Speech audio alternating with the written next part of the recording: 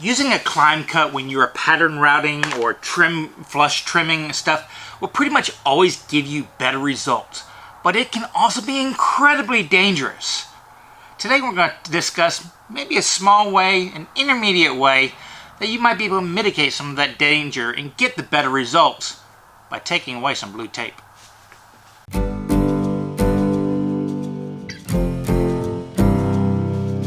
Now, let me spend a little bit of time explaining what I'm talking about. It doesn't matter if you're using your router bit in a router table where it is spinning counterclockwise or in a router where it's spinning clockwise.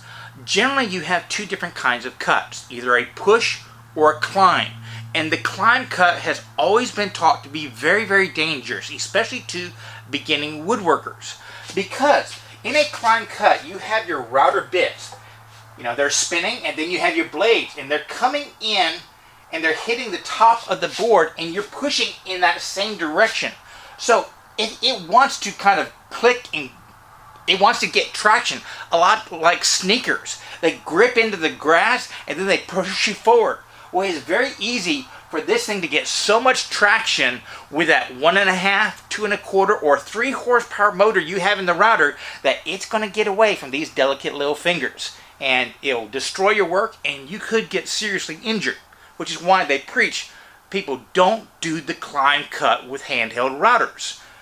What they recommend is a push cut, where the rotation is going in the direction that you're pushing. That way, you're basically fighting it, and it's not going to grip and come back at you.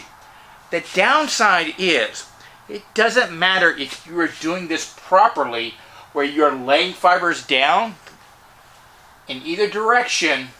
This side, whenever you're cutting straight into end grain. And it's what in the turning world we call a unsupported cut. There's no wood up here to prevent that wood from flaking off and cracking instead of being cut. And you get tear out that way. Plus, cutting into end grain is really, really difficult to do. Let me show you. So I've got a pine board right here. Grain's running this way. This is the end grain. This is the long grain. I'm going to drop this into my vise just to explain the concept. Okay? So in a push cut, the blade is coming into the end grain and coming out on the long grain. I want you to listen. Can you hear the harshness of this cut? Now look at all the fibers are just cracked out on the end right there. Can you see that? Now what if I were to do the push cut, where I'm coming into the long grain and it comes out the end grain? Same file, same speed, same pressure. Can you even hear the difference? And look at that finish. It's smooth on the inside, smooth on the outside. So for the results, the push cut is better. It's easier on the machine, it gets you better results, but it can grip and run away from you, that climb cut. But what if it wasn't taking that big a cut? What if those sneaker cleats weren't able to grip into the grass to provide torque to resist you to propel it forward? What if it was just like skating on top of ice where it's just turning its leg? That would be a lot easier for us to control. So if we just took a thinner slice, instead of a big 1/3 the bit diameter, maybe a 64th or a fraction of a millimeter slice, it would be a lot easier to control, and we could get that better result. Clear away all the waste with the push cut, and then come back and just take off that last little bit. And that's where that blue tape comes in. So I've got my new router tabletop, and I trimmed the plywood, and I just want to flush it up so that I can put a laminate on top and it'll be nice and smooth. So what I've done is I've got three layers of blue tape down. You can do more or less if you have thicker tape. And I'm just going to route this whole thing with the tape on in a normal push cut. And then we can look at the results.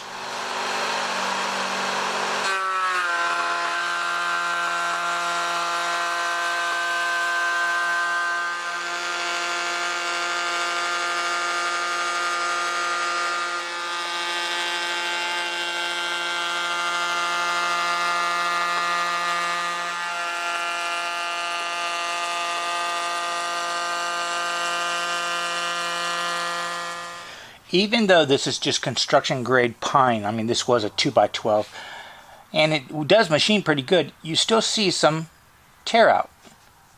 I mean, it just chipped out a little bit, but overall it's pretty good. But let's see if I just do half of it. I'll put some pencil shading right here. How it looks better if we just do a climb cut. So off comes the tape.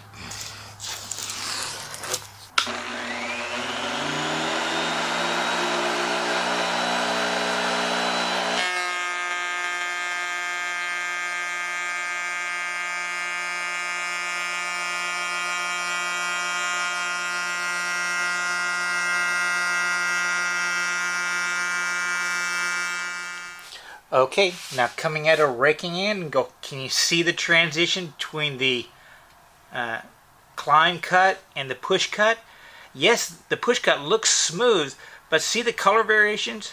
Especially in the lighter, softer woods compared to over here. It's just a lot smoother because it was a planing cut. This was actually going against the end grain, so you're getting minor tear out, which causes the fuzzier color. Just a much better result.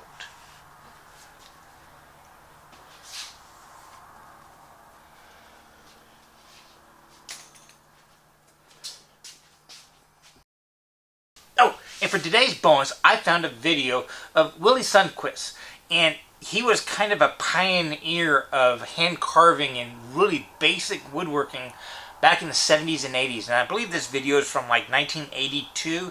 It's an old Betamax video. It's about an hour long, but it really does show you some of the fundamentals, and Willie was such an influential person who basically taught most of the people that are now teaching spoon carving and bowl carving and that kind of stuff. It's a great video to watch. Again, from 1982, so it's a different kind of format. It's not as fancy, but go check it out.